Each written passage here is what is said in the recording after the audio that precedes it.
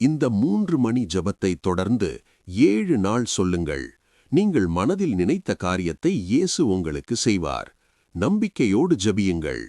என் இறைவனாகிய தந்தையே, இந்த 3 மணி நேரத்தில் நான் உம்மை தேடுகிறேன்.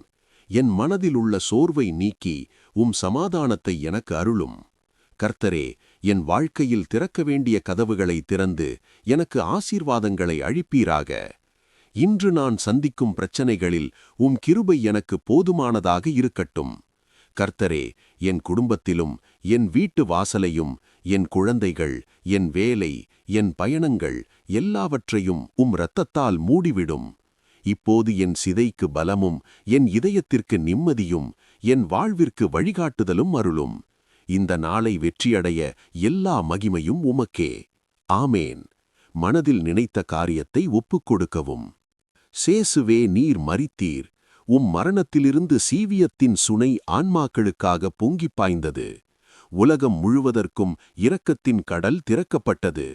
ஓ சீவிய ஊற்றே, ஆழம் காண முடியாத கடவுளின் இரக்கமே, உலகம் முழுவதையும் உன்னுள் பொதிந்து உன்னையே எம்மீது பொழிந்து வெறுமையாகிவிடுவாயாக.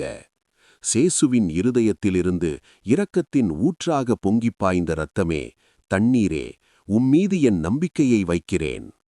பரலோகத்தில் இருக்கிற எங்கள் பிதாவே, உமது நாமம் பரிசுத்தப்படுவதாக.